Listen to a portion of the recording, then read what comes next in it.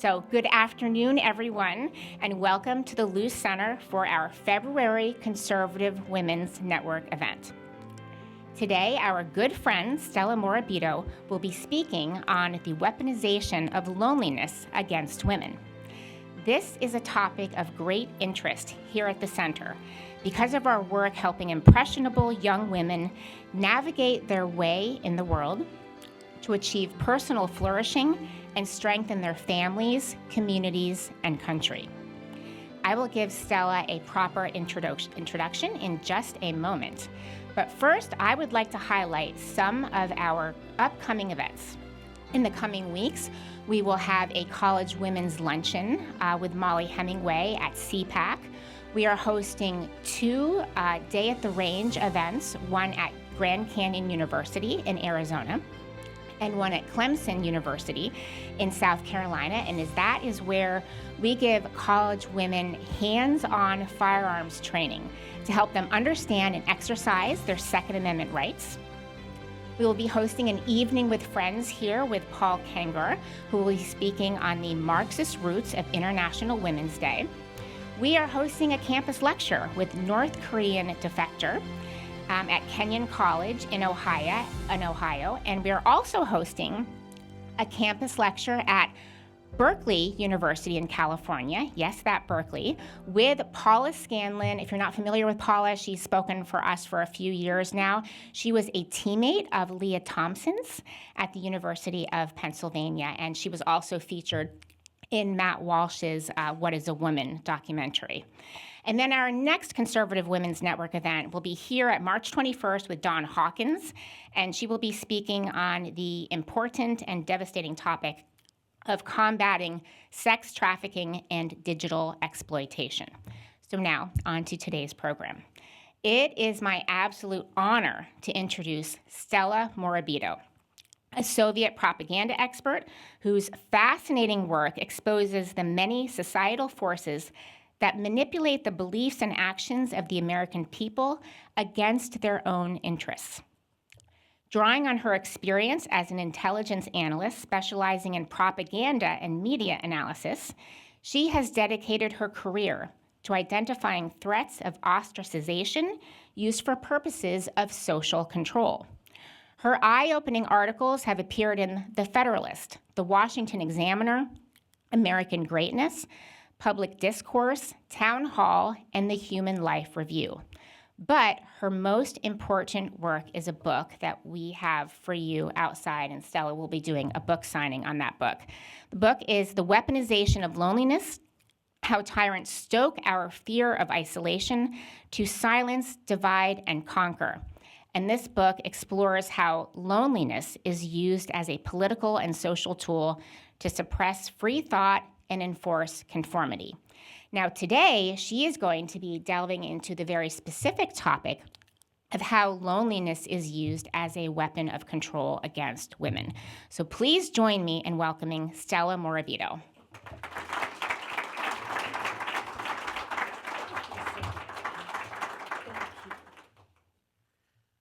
Wow, thank you for that really generous and kind introduction, Kim. I really thank you for inviting me here today and for your really insightful comments, Kimberly, about how women are very impressionable and how easily they can be manipulated, especially young women.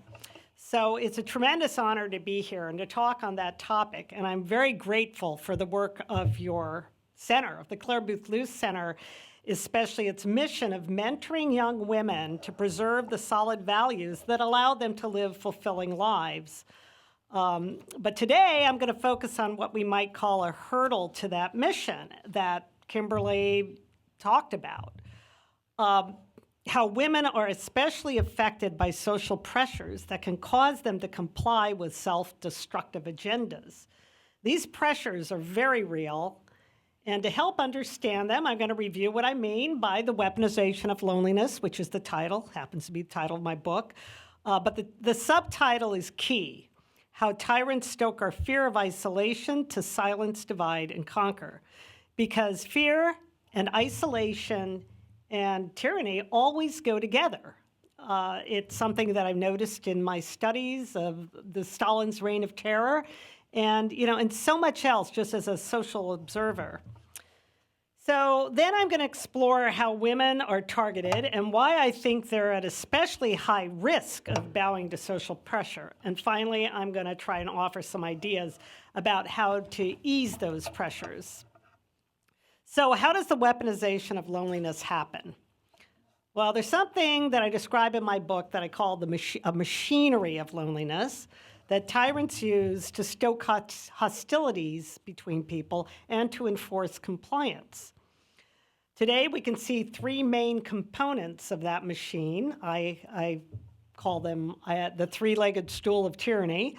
Identity politics, because it basically wipes away our sense of individuality and enforces group identities on us. The second piece is political correctness, which induces us to shut up about what we believe out of that fear of isolation.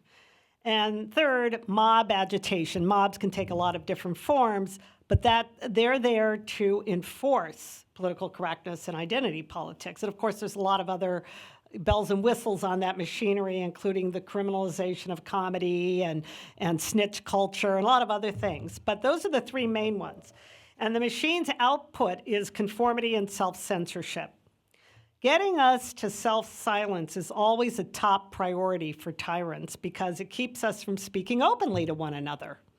So in this way, it erodes human relationships, and we need to think about it in those terms because we can end up thinking that we are all alone in what we believe if we can't talk openly to others. And control freaks, that's another word I use for tyrants, are always wanting to regulate personal relationships. You see this throughout history because our bonds are really the main source of our power and our inner strength. Our relationships for our love for God and for our families and for our friends. And if we're cut off from those relationships, we can end up living in virtual solitary confinement, dependent on our state captors, and that, of course, is the whole idea. The fuel of that machinery is, again, our natural human fear of being isolated. People are social animals, and we can't thrive or even survive in isolation. If you think about it, the fear of being a social outcast, as well as the craving to belong, is probably what causes little children to be influenced by bad actors who might teach them to hate their bodies. I mean, we've seen this. It's what would cause a hardworking female athlete to stay silent when a male competitor takes away her chances for a scholarship. And it's what caused white suburban women to shout insults at black police officers at the Black Lives Matter protests in 2020. You've seen their yard signs, hate has no home here, in this house we believe this and that, Women in particular have been conditioned to seek social acceptance and status by adopting those behaviors.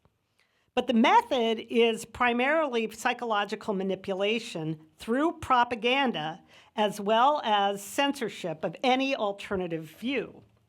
And women are especially targeted. The propaganda that's constantly thrown at them, especially at young single women, for example, to trade motherhood for a career, to engage in hookup culture, to shout their abortion, that's another one, a late one. It's just soaked in social pressures. And I don't know if any of you recall, the Obama campaign in 2012 directly targeted young single women with an infographic called The Life of Julia. I don't know how many of you remember that, but Julia was a cardboard cutout who lived a totally subsidized life from cradle to grave. And there was no man in the picture, no extended family, just Julia and the daddy state. That's it. So the left's monopoly, the media monopoly, which hopefully is disintegrating as we speak, has constantly fed women this woke agenda through pop culture. If you think about shows like Oprah Winfrey, Ellen DeGeneres, The View, and I don't know if anybody here recalls, but Oprah Winfrey introduced the so-called first pregnant man back in 2008.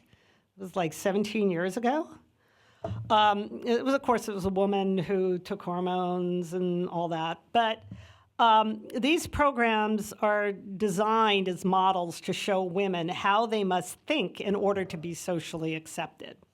The magazine Teen Vogue is another example. It's filled with propaganda for every woke agenda under the sun, including open borders, climate extremism, hookup culture, transgenderism, socialism, and of course, abortion. And by the way, we should think about the propaganda for abortion relying heavily on scaring women into thinking they're going to be totally isolated and rejected socially, without it. So Teen Vogue also devotes a section to telling women how they must vote. It's a whole section if you go to the website. I looked at one interview with celebrity idol Hayley Williams, who said, "You are effing dead to me if you vote the wrong way." And a lot of young women live vicariously through these celebrity idols, and they take their cues from them. They'll study what it takes to fit in with them, whether it's getting a tattoo or piercing or what to wear, what to say, not say, but most importantly of all, whom not to associate with, because they're so fearful of those labels. So the pattern of wanting to be accepted by one's reference group and then shutting out all others sets up a chain reaction in which more and more people are fearful of ostracism. I can't go into it today, but this female behavior has a pretty profound effect on men, just something to keep in the back of our mind. So, but the focus here is on young women, and the woke agenda constantly guilt trips them, especially if they have, quote, privileges such as being white or a native English speaker from a nuclear family and so on.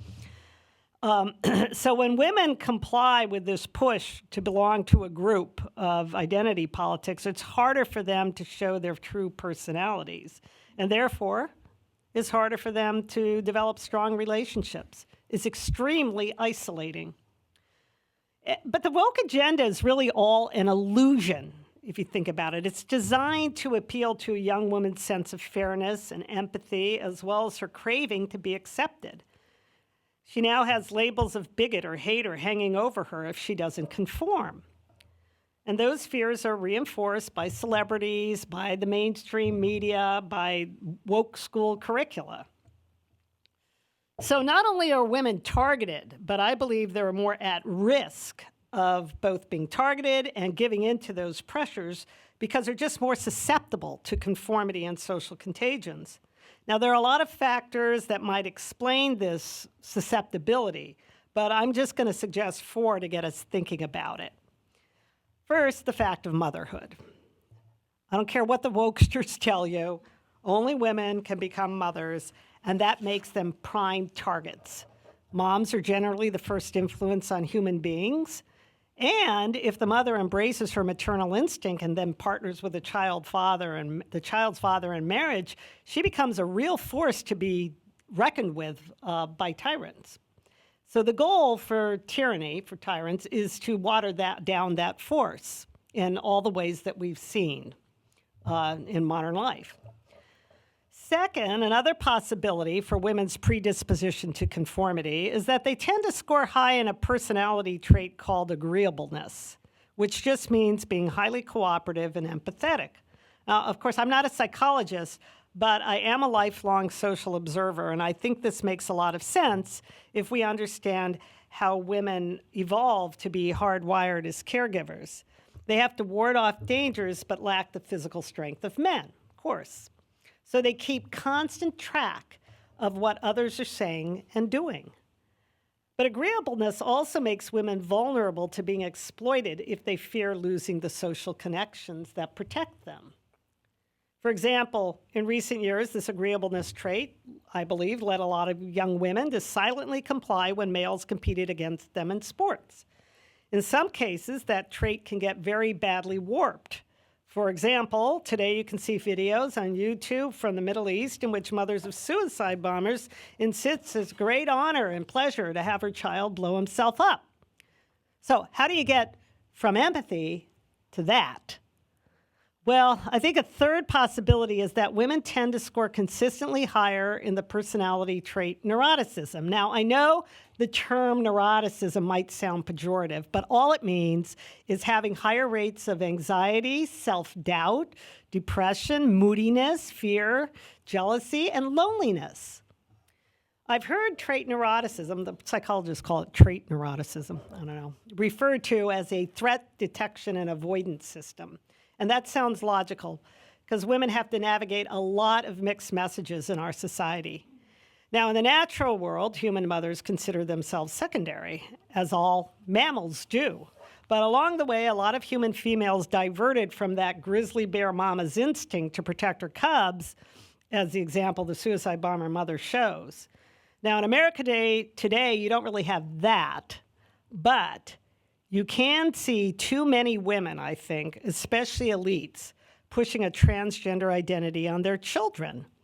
And the more status these women gather, like Hollywood moms, Charlize Theron, I don't know if I'm pronouncing her name, and Cynthia Nixon, the more heavily invested they seem to be in the transing of their kids, and they dig themselves in deeper.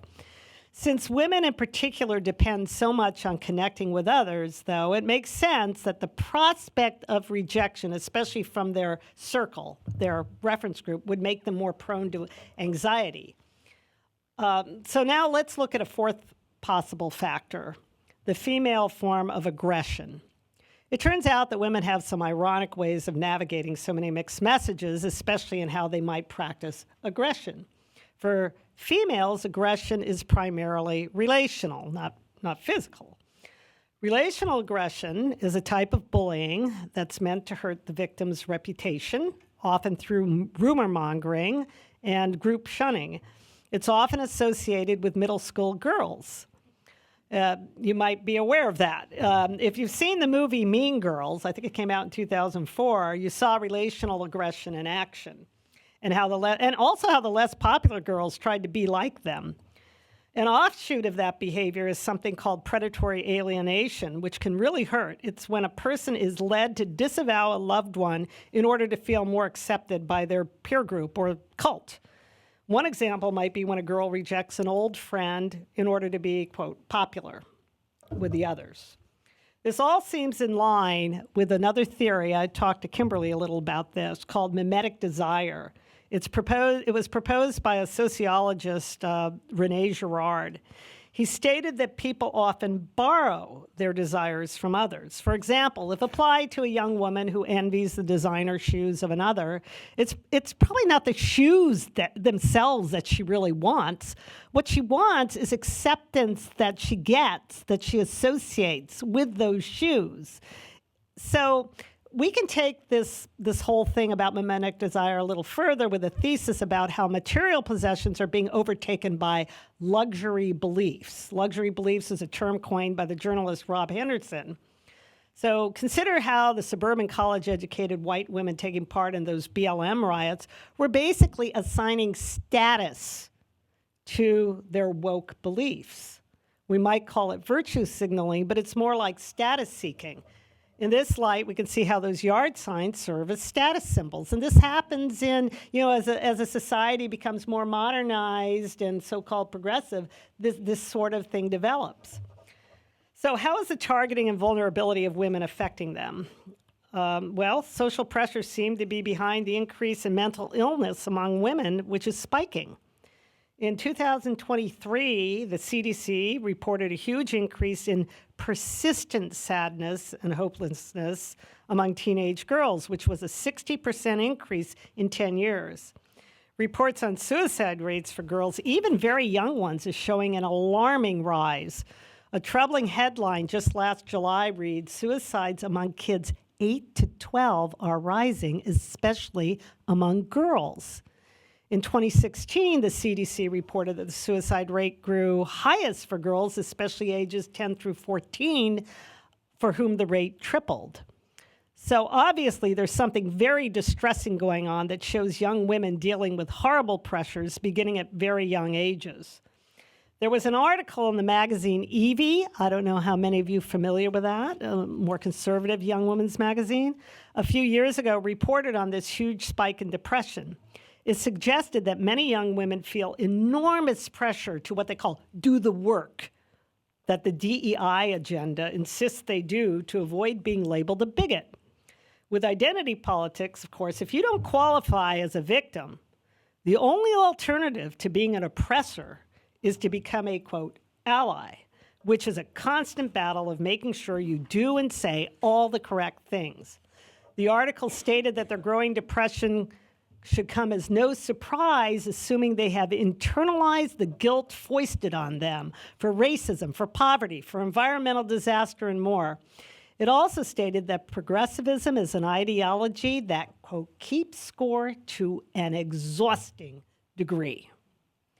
Another stunning indicator of the capture of this demographic of young women was in the last midterm elections, which showed that young, single, college-educated women voted for Democrats, that is, voted for the woke agenda, by a whopping 37-point margin. And yet, we need to ask if young women really believe all that stuff. Think so? They may say they do, but there's actually evidence they don't.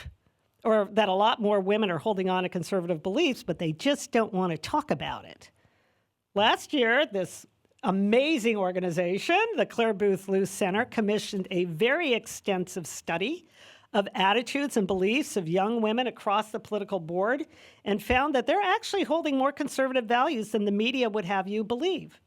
Kimberly here wrote up the polling results in an excellent Federalist article last year. I think it was in April. You should all look it up. But here are some of the results. 79% felt a stay-at-home mom was equal in success to a career woman. 74% are for school choice. 79% think it's wrong to release violent criminals without bail. 71% said they oppose transgender surgeries for minors. I think that should be higher, but 68% say they plan to be married with at least one child by the time they're 30. But the most interesting finding was that these young women tended to self-censor their conservative views out of fear of isolation. Nearly half admitted to hiding or downplaying their personal political beliefs, and 3/4 of those admitted it was to avoid conflict. So another surprise is the recent November election in which the gender gap was not as pronounced as expected. Consider this headline in the aftermath by left-wing pundit Joan Walsh. Kamala Harris was poised to crush the women's vote. What went wrong? That was the headline, okay? So how can we address these issues and build the momentum in the right direction? I'm going to offer just a few suggestions.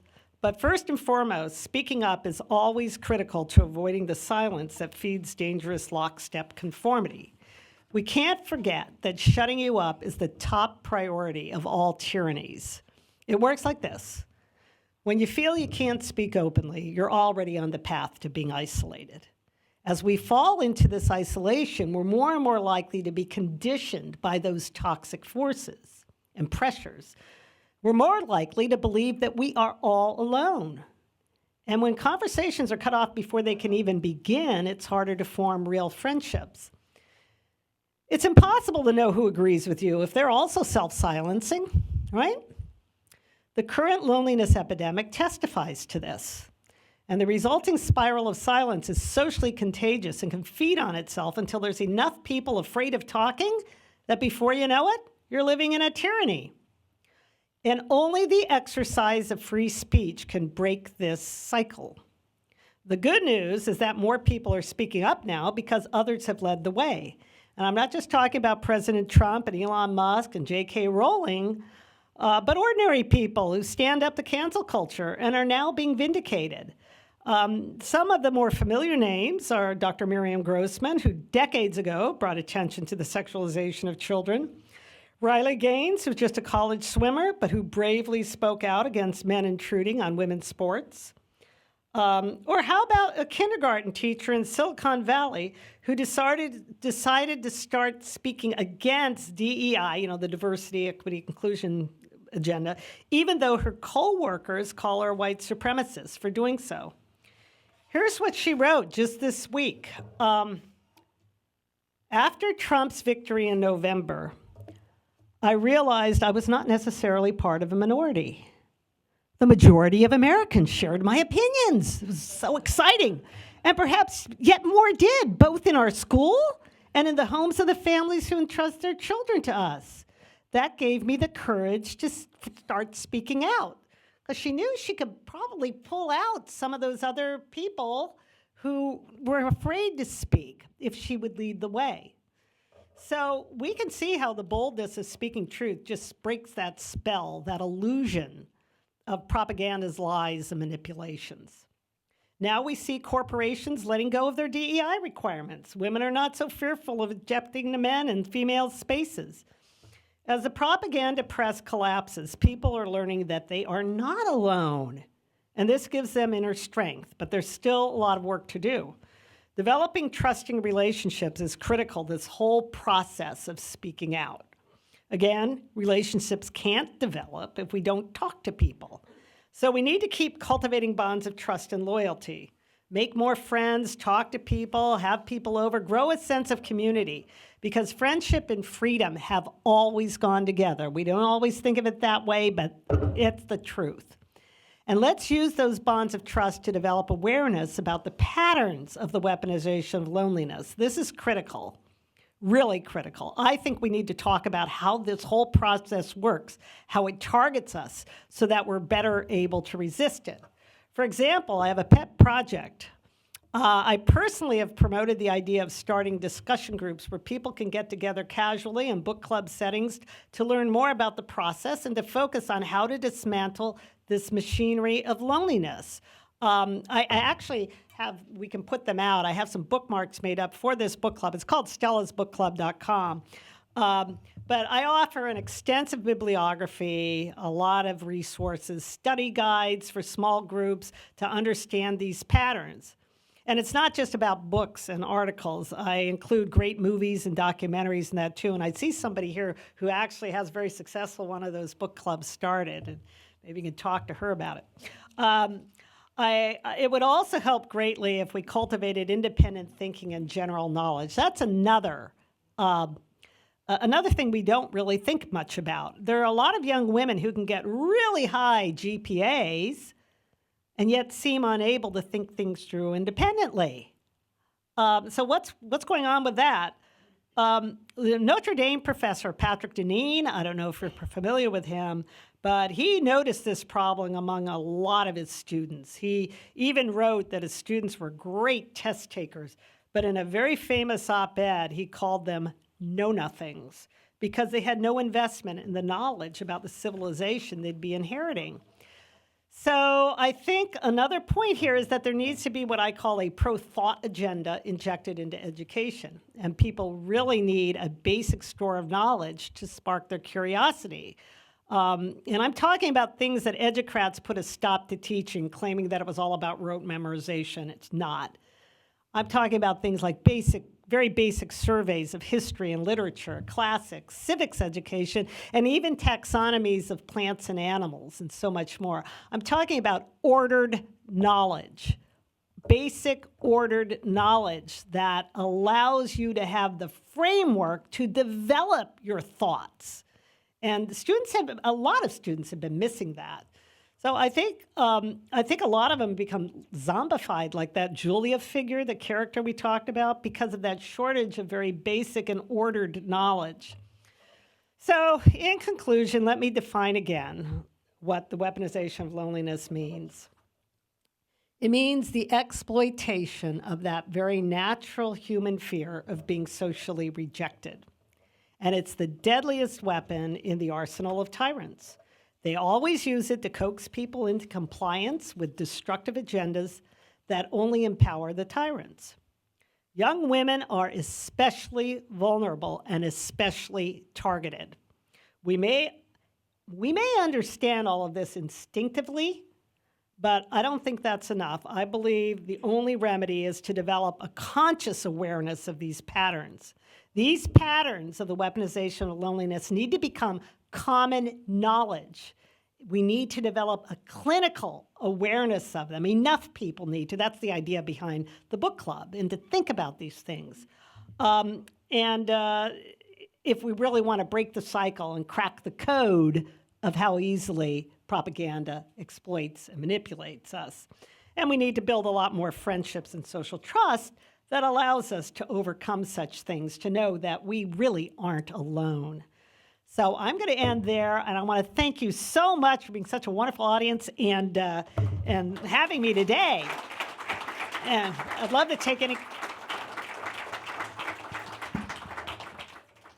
any questions you might have also. Yes, feel free to just raise your hand and we'll bring a mic around. I'm going to start right here. Thank you so much. I and a friend have personally observed a lot of women in the DEI advisory roles at companies. Do you think your thesis has anything to do with the fact that it's usually women in these kinds of roles? Oh yeah, No, I think they because of that extreme craving to be accepted.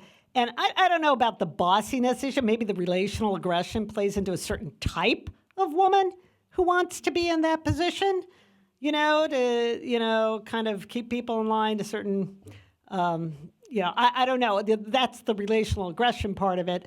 But I think that women do tend, and also the agreeableness, a lot of them really believe that, this is how we're going to solve the problem, and equity and all of that. They can't really see the damage. So, but yeah, I do think that they're more susceptible to being picked for those positions, and wanting them. Hi, my name is Therese Antonio, and I was just wondering, where do you think the progressive movement will go? Now Trump has taken away the BL, signs, LGBTQ signs and everything, and it's trying to get out of the woke agenda. However, as I look back in my life, and it was back in 1978, this mean girl aggressiveness is embedded in our society. It goes way back when. Oh, yeah. And maybe it's just, this is my thought, and I'm like, it's just morphed into progressive ism, and what she was describing as DEI just took on different forms. Yeah. Now that, I guess, MAGA is ascendant, let's just use that phrase, Yeah. and progressivism is not as ascendant or is going downhill, Trump said the woke's got to go. Yeah. Oh, yeah. Where's this progressivism going, and what should be, at this point, the response? Because now we want to be the big girls in the room, the adults, correct? And not following what the woke has done, but they're still there. And there's still pockets of them out there. Yeah. So, but we're now better because of Trump. So where do you see this going in maybe 6 months, and how should we respond to it? Yeah. Oh, well, I think the death warrant has been written for the so-called woke agenda, but whether or not it's always going to be there. It goes back to original sin, I guess. It goes way, way back. Everybody, certain people wanting to play God, or people in general. And that's basically what it is. But I think if you watched what happened when Trump signed that executive order banning men or males from female sports, it was like a dam of silence burst. People realized, I was just going along with this because, I knew that I was going to be harassed or called, names, transphobe or whatever. That's not a name that should really scare anyone, but it does, just because, when they have control of the media, it makes a big difference. Now, a lot of things can happen that interfere with that. We came like a millimeter away back in July of the whole thing, when Trump was shot, of them, pushing through, continuing to push through. But they depend so much on psychological manipulation. I mean, there was a fantastic article in Tablet magazine, I don't know if you saw it, about how the left had built something called permission structures, written by David Samuels, and basically going into some of the psychology of all of this. And, that is really what props it all up. And it's like the boy saying the emperor had no clothes. That gave them this kind of the permission structure in reverse, permission to really say what they really believed. And yeah, that's right. The emperor has no clothes. So it's the same process. And yeah, that where it goes in the next 6 months depends on where we go and the extent to which we keep forging ahead, and we absolutely have to. Can't give, we got to seize the momentum. But yeah, we could be on the verge of a real golden age where people actually can, we have a high trust society, and that would be fantastic. And people, university where you can actually learn things that matter and think things through without being afraid to say, what you believe. That would be fantastic. So yes. Got to keep forging ahead on that. I see it failing, but, we have to help them out with their failure. Yeah. Anyone else? Where did you say those resources are available? You mentioned about the book club, you mentioned movies. Yes. Okay. So my website, stellasbookclub.com, is just something that gives resources for people to start a book club where you can think about, or just a discussion group where you can think about how these psychological manipulations play on us, how the weaponization of loneliness works. So it's just called stellasbookclub.com. And there's an extensive bibliography, and I think now I'm up to almost 20 study guides for, just kind of, giving suggestions. And yes, movies, amazing. I mean, you can detect the weaponization of loneliness, I think, in just about every good movie. It's there. It's always there. There's always some fantastic line that, brings it all out. Thank you. Thank you. Stay up here for just one moment here. Okay. Wasn't she fantastic? Let's give Stella another round of applause. Yeah, that was great. We have a lot of books outside. Stella has graciously agreed to stay. She has her bookmarks for you. She is going to sign books. We can get some pictures too, especially with some of the young women who are here right now. But before we conclude, we have a tradition here. Yes,